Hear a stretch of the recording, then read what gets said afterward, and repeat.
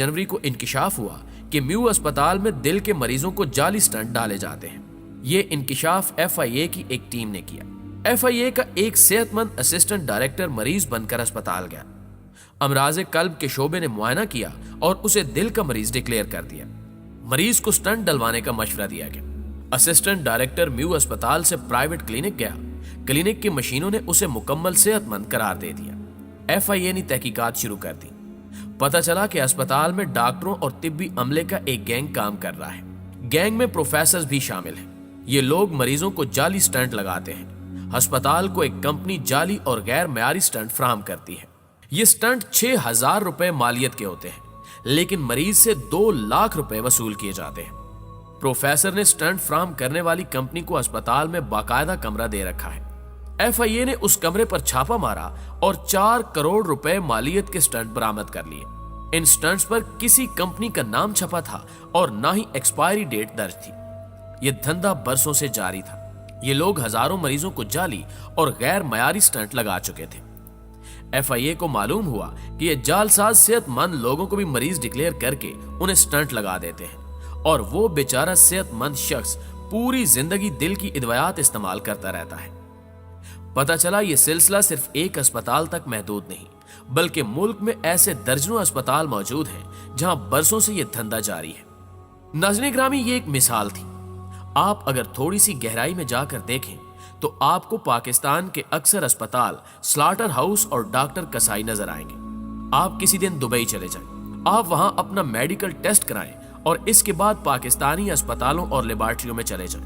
आप ये देखकर हैरान रह जाएंगे कि आपको दिल का डॉक्टर दिल, आंख का डॉक्टर आंख, गुर्दे का डॉक्टर गुर्दे, जिगर का डॉक्टर जिगर और दिमाग का डॉक्टर दिमागी मरीज करार दे देगा। ये लोग आपको 1-2 लाख रुपए का नुस्खा भी लिख देंगे।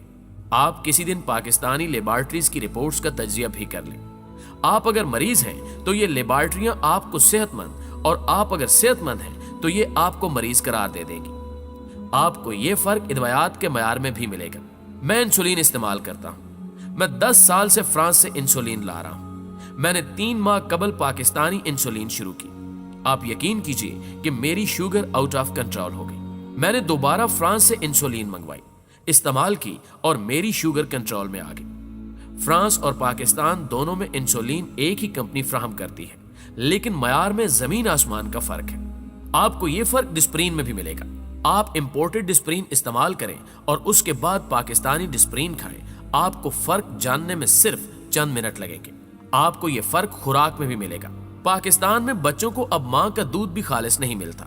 साबुन बनाने वाली फैक्ट्रियां यूरोप से इस्तेमाल शुदा घी और कुकिंग ऑयल मंगवाती हैं। ये ऑयल इस्तेमाल के काबिल नहीं होता, लेकिन ये लोग ये ऑयल पकौड़े समोसे तलने और बिस्किट केक बनाने और मिठाइयां तैयार करने वालों को फरोख्त कर देते हैं, और ये लोग ये ऑयल हमारे मेदों में उंडेल देते हैं। दूध में क्या क्या मिलावट होती है और चाय की पत्ती और पानी में क्या क्या हो रहा है, ये अब ढकी छुपी बात नहीं रही। हम कितने बदनसीब लोग हैं। हम खुराक के दरिंदों से बच जाते हैं तो हम डॉक्टरों के काबू में आ जाते हैं, और ये जालिम 6,000 रुपए का स्टंट 2 लाख रुपए में हमारी नसों में ठोंक देते हैं। लेकिन हुकूमत नोटिस लेने के अलावा कुछ नहीं करती। इनकी दौड़ हम मुजरमों को करार वाकई सजा देंगे तक महदूद रहती है। मेरी हुकूमत पाकिस्तान और जनाब इमरान खान से दरखास्त है कि आप खुराक और अदवियात के मामले पर खौफनाक अथॉरिटी बना दें। आप अथॉरिटी को वसी इख्तियारात दें, कड़ी सजाएं तय करें, और मुल्क में जो भी शख्स खुराक और अदवियात में मिलावट का मुर्तकिब पाया जाए, ये मरीज को जाली स्टंट लगाए या ये गलत रिपोर्ट जारी करे, उसे इबरतनाक सजा दी जाए, उसे खौफनाक मिसाल बना दिया जाए। आप यकीन कीजिए कि चीन ने अब तक ज़ैंग ज़ियानु और काउ ज़ैन जोंग जैसे सिर्फ 10 लोगों को सजाए मौत दी। चीन में उसके बाद किसी ने दवा और खुराक में मिलावट की जुर्रत नहीं की। चीन में 2007 के बाद अब तक किसी एहलकार ने गलत दवा भी रजिस्टर नहीं की। हम भी अगर अपने लोगों को सेहतमंद देखना चाहते हैं तो हमें भी कभी न कभी ये जरूर करना होगा, वरना दूसरी सूरत में लोग खुराक से मरते रहेंगे या फिर डॉक्टरों के हाथों से बा होते रहेंगे।